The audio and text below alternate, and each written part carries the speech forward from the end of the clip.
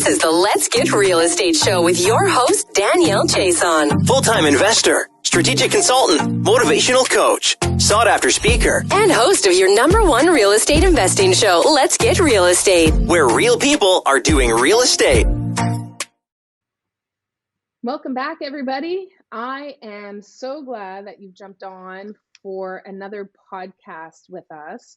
I am happy to introduce to you an old friend of mine that I worked with a while back, Huong. I think it's been a little while. I'm almost scared to say now. I got Huong Luu here with us. She's a former mortgage agent, a former engineer that managed pretty impressive projects, actually, in the oil and gas industry and the biochemicals.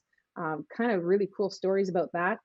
And now, Huong, you're moving from actively managing to passively managing your portfolio, and you've really been undergoing this transition I've seen over the last 18 months or so to be almost 100% more passive in your investment strategy and your management strategy.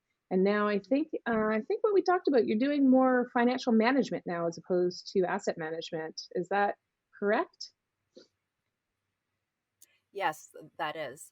One of the things that I realized in my real estate journey was at some point that I wanted the financial freedom to be able to retire from my 9 to 5 and to be able to travel full time and with my son. And so one of the things that I realized during my journey was that I need to manage my own finances and help others manage their finances so that we can leave our 9 to 5 and live the life that we want. I love that you're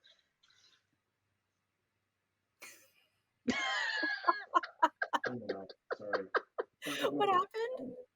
Clearly he didn't read the he didn't read the checklist to mute the phone. Okay, that's fine. We'll pick it right back. Yeah.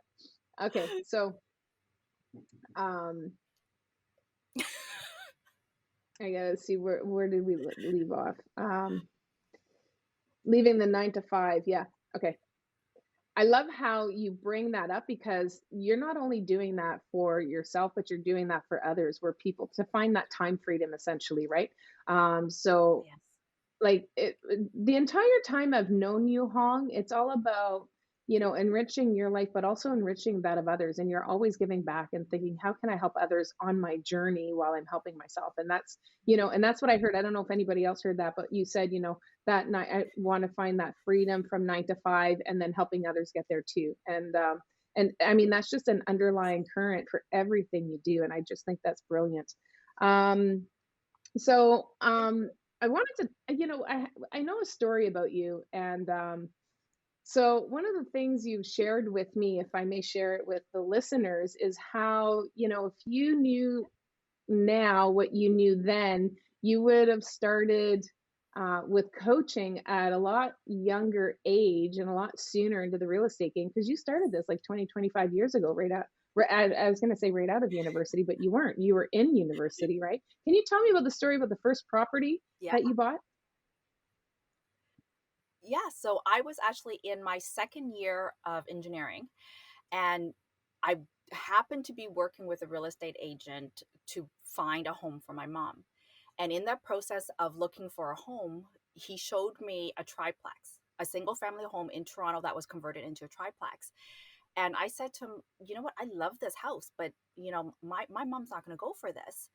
And he said, Huong, I can show you how to buy this house. And I said to him, I'm a student. I'm on OSAP. Like, I have $9,000 to my name. That is my entire amount of savings that I have to save up to pay for my year of schooling.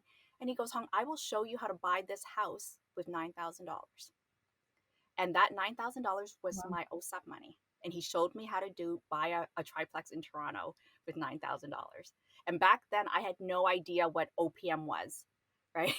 And so I just followed his instructions. And that was definitely one of the things that I learned much later, was that coaching goes a long way. And I didn't clue into that until years and years later. I don't even know if OPM was coined back then, was it? Like, we say it now and it's so, and same with house hacking. But essentially, this is the beauty of what you did, right? I mean, you were using other people's money. So you're using your OSAP money to buy the house and Yes. get that, under contract, purchase that home. And then you moved in to one of the units and used the Yes. rent from the other two units to pay your mortgage, essentially doing Yes. the house hacking strategy. So you were using Yes. advanced strategy without even knowing. But that is actually the power of having a good realtor, having a good power team on your side, that are helping you and guiding you. Mhm. And obviously, you could recognize there was value in what he said. I'm sure you did your due diligence and thought about it and went, well, wait a minute, is there any credibility to what he's saying? And then you dug a little deeper, and that's the nice thing about entrepreneurs. We tend to be curious and we dig a little deeper. So kudos to you for that.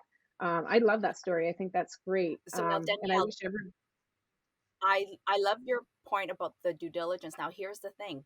Back then, when I was in second year university, I had no idea what due diligence was, right? I had no idea what house hacking was. I had no idea even what a mortgage payment was. And so I went into this completely blind. And when you said, I'm sure you would have done your due diligence. Well, back then, I didn't even know what that was, right? I just said, okay, well, my OSAP money is the down payment. My two rents that I could potentially be getting will pay for my mortgage. And that was my due diligence, right? Whereas right. now, like when I buy new properties and look at the deals that I'm doing with private lending, my due diligence is on another completely different level because now I know. But back then, I had no Hmm. idea what I was doing. Hmm. Oh, that's a great point you bring up. But ultimately, you needed to know at least that the numbers made sense for you, right? And Yes. so I'm sure you at least did that much. Well, You the had to do realtor that helped with much, right? that, and the mortgage agent helped with that, right? They Oh, they yes. helped me analyze that portion. Yes. And I'm going to guess that your realtor had a really strong mortgage agent too. I mean, it sounds like he knew what he Yes. was doing, and he probably had strong. And that's the thing, when you align yourself with strong people, then you can tap into their network, and they typically have a strong network that's a reflection of themselves. So that's awesome. Correct. I mean, just the fact that you were able, because that is one of the things that is hard for new investors, is finding the right team. So you were very lucky. That probably was a pivotal change in your life, I would have to say. Yeah. Yeah, it's amazing how somebody That can change your was life. yes. Yeah. So, Yes. we're gonna Yeah. talk about That today the that opportunity. Yeah. No, go ahead, hon. Sorry, go ahead. Well, I was going to say that opportunity opened the door for me to start investing in other properties as my education went on in engineering. I was able to acquire more properties on my own, and build the portfolio that I have. If I did not take that first step with that house hacking opportunity, I'm pretty sure I would not be where I am now. Right. And that ties in exactly into our topic for today, because your strategy was what mainstream teaches us. It's pay down your mortgage, right? And so when you were buying other property, you were focusing on, how do I pay down my mortgage quickly, right? So you do coaching now, you have a lot of coaching students. We had this conversation before the call, and I asked you, what is the biggest challenge that you see with your students? And you're like, well, they don't know how to pay down their mortgage. And so I just wanted to talk a little bit more so that our listeners can hear of the strategy that you capitalized on to get to the amount of doors that you have and build the portfolio you have to essentially find that time freedom, which is wonderful. I think that's amazing. So we're going to talk about the Smith's maneuver and how to do it in an Yes. effective way to accelerate paying down your mortgage. I think you say in 10 Yes. years. Am I right? Yes. Yes. So the Smith's maneuver is one technique to use in paying down that mortgage. And you're absolutely right, Danielle. The one of the biggest challenge that I see with my coaching students around paying down a mortgage and getting financial independence is the concept of, oh my God, I can pay down my mortgage faster than the 25 years that the bank's given me. A lot of families come in and they think, I have 25 years, I'm going to stick to that 25. But they don't realize that they can do it in less than 25 years, right? For one. But then also, two, they don't realize that because they have a mortgage, they are given a lot of leeway on paying down that mortgage faster. So it's not just the idea that, hey, I can pay it off, but the banks do encourage you to pay it off, but they don't really tell you that those options are available. So within our mortgage contracts, we are allowed to pay it off as quickly as we can. Right. So And do so you want to this, dive in a little bit deeper?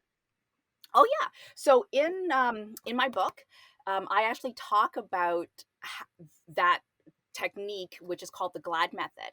So my book, Path to Mortgage Freedom in 10 Years, lays out the 4 steps that everybody who has a mortgage automatically has access to taking advantage of, right? And so the GLAD method is GLAD, which is going bi-weekly or weekly accelerated, doing lump sum payments, going accelerated, and then doing a double up. Those are all options within our mortgage that we can take advantage of to pay it off. Right. So for example, if you That's were awesome. so if you were to go with the accelerated weekly or bi-weekly, you automatically knock 2 to 3 years off of your mortgage. Right. And you don't have to do anything Wow. else. Like just going to the bank and saying, hey, you know what, instead of doing monthly payments, I want to go accelerated weekly or accelerated bi-weekly. You're automatically cutting your mortgage down by 2 to 3 years. That's Right. powerful. Yeah. So now the thing with having a mortgage is that your banks normally don't tell you all this stuff in an easy to understand way. And so when I had my first mortgage, I had no idea that I could pay it off in 10 years. But it was just learning through the years that, hey, you know what, if I did this extra payment here, if I did this extra payment here, it kicks off your principal just like that. And next thing you know, I was mortgage free on my first place in under 10 years. And I'm like, oh my God, I can totally do this. And then I got my second property, my third property, my fourth property. And I've been doing this advanced strategy on just paying off my mortgage so that I could leverage and travel and yeah, homeschool. Well, you're saying this to me, Hung, and I've got multi-units in my portfolio, and I'm thinking, well, why can't I just do that with my multi-units? Wow, can I imagine if I get all of that cash flow from my multi-unit properties? Um, yeah, so what you're saying then, so if we pay weekly or biweekly, so we have 52 payments or 26 biweekly payments instead of paying, because when we pay monthly, you miss out on 2 weeks, right? Is it 2 weeks or 4 weeks you miss out?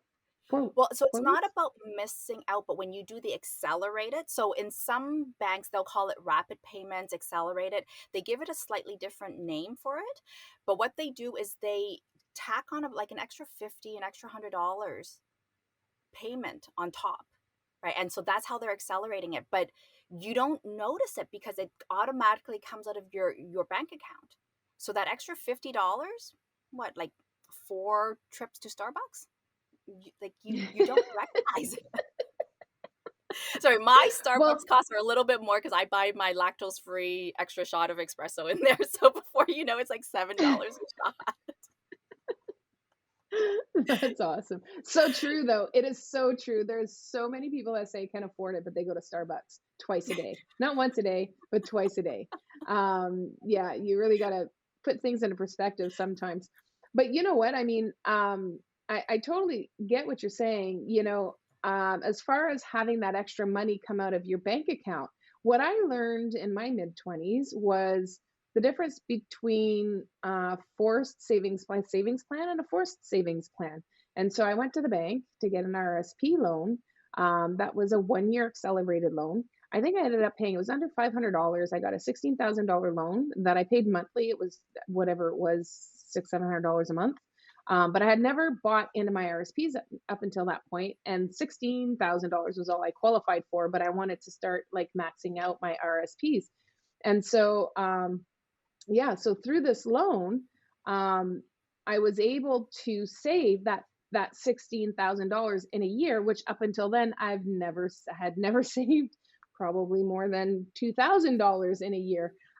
So as most 20 somethings don't save. So I quickly learned what a forced savings plan was, and that's it. When it comes out of your account, it becomes just part of the process, and you don't miss what you don't have. And maybe I had to go to Starbucks. Well, Starbucks wasn't around then, but going and splurging less often than I would have. So I love that strategy. Obviously, if it's going towards our savings account all day long. And a mortgage is that, isn't it, Hong? Like a mortgage is just like putting money into your piggy bank every month, right? It is. It is. And having real estate, like your primary home, is one of the great ways to build wealth if you know how to pay off that mortgage and if you know how to leverage it afterwards, right? And the thing that I found with my research when I first started coaching individuals on how to pay off the mortgage was their mindset was, I'm I've accepted that it's going to take me 25 years to pay off that mortgage, right? And so it really wasn't even, can I save to pay it off? It was they just accepted it. And so one of the things that we always talk about in our coaching sessions is how do you leverage your primary home so that you could pay off your mortgage faster? And this idea of using your primary home really does take a lot of it takes a lot of individuals aback because they're like, there's no way you can do that. There's no way you could do that. But there is, right? And the best, the great thing about being up in Canada is, we're able to use our home to make investments through the Smith maneuver, right? So the way to do that is in Canada, we're not allowed to write off the interest on our mortgage. But using the Smith's maneuver allows us to be able to do that so that you can actually write off the interest from your primary property to make investments. Wow, that's powerful. And you explain exactly how in your book? Yes. So in the book, I touch on it. There's a separate book written by the man who created the Smith maneuver called Fraser Smith. He was one of the high ups at Van City Bank, and he came up with the Smith maneuver. And I actually met him years and years ago when I was starting. I actually went to a cottage show, and he had a booth, and he was giving away his book on the Smith maneuver, and nobody was at his table. And it was only after Wow. that I got the book from him and I read the book and I'm like, this is genius. Why are people not doing this? Right? And so what it is that the Smith maneuver basically says, okay, when you have a mortgage on your primary house, go to the bank and take out the equity from your home. That equity that is available on your home is money just sitting there, right? You take that money from your equity from your home, you make an investment, whether it's to buy stocks, to buy into a business, to buy another investment property. The interest that you pay on that loan, that equity loan, is a tax write-off, 100% tax write-off. So it's not costing you anything more to borrow that money that's already in your house. So the great thing about that is now every year you're going to make money from that investment. So let's say you buy stocks and you're getting, a 7 or 8% return on that money. Well, that profit that you made on that stock, now you can take that and dump that into your mortgage. Right? So now Brilliant. you're accelerating your mortgage payments so much that now your equity is growing on your property. Right? And so by using the Smith maneuver, you're able to pay down your mortgage in that 10 years. Right? And the Smith maneuver is one technique that you could use to accelerate your payments. And you don't need to work more hours. You don't need to get a second job. You don't need to get more education when it comes to your professional career. Right? So when I first learned about the Smith maneuver, I implemented it on my very first property, and I used that to buy my second property. And so with all of my investment properties now, I also implement the Smith maneuver on it. So you borrowed money against the equity that was in the home Yes. in order to use that as a down payment to get your second property? In real estate, you can do that. So that's one way to use the Smith maneuver. You could use that Smith's maneuver to buy stocks, because not everybody is, wanting to be a landlord. So you could use that money in stocks. You could use that money to invest in a business. You could use that money. So if you are a budding entrepreneur, you could use that money to invest in your own business even. So what if I wanted to lend it out because I know you're lending now, Yes. and so can you take that money and lend it out? So let's say my HELOC is like at 3.5, 4%, but I'm lending it out at 10 or 12%. Yes. Yes. So you can absolutely do that with the Smith's maneuver. And so if you think about it, okay, if you're making 8 or 10% coming in from that loan, right, that you've borrowed out under the Smith's maneuver, and you just have to pay off, your 3% interest bank fees, you're still pocketing 4 to 5%. Right? So now that 4 or 5%, you could dump that right back into your mortgage, pay that down, and then grow your equity more and then pull more money out and just basically do a cycle on that Smith's maneuver, Hmm. right? Or one other option is that if you don't want to take that money out, leave it in your investments and let that money compound on its own, right? So Hmm. I always recommend that if you do have money coming back in, pull that money out, dump it onto your mortgage, because one of the things that a lot of individuals face, when they get 55, 60, is they realize, oh my God, I still have a mortgage. Oh my God, I still have to keep working, right? And so once you implement the Smith's maneuver, the aim is to pay off your primary property so that you always have that safety net. You always have your own home, right? Hmm. Whereas, and then once you have that at a comfortable level where what, I can always pay this mortgage off anytime I want, then leave it in there in your investments and let that compound.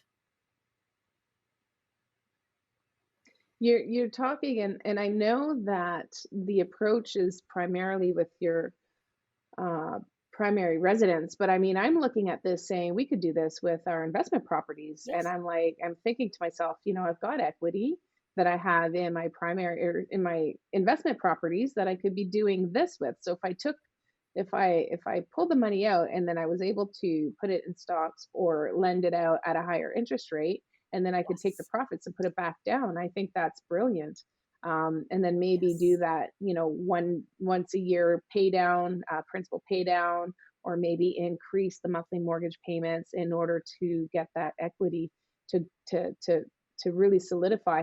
And it's great because it offers you a safety if there's a shift in the market, because I mean we're in a really strong market right now here, mostly across Canada, not everywhere but mostly.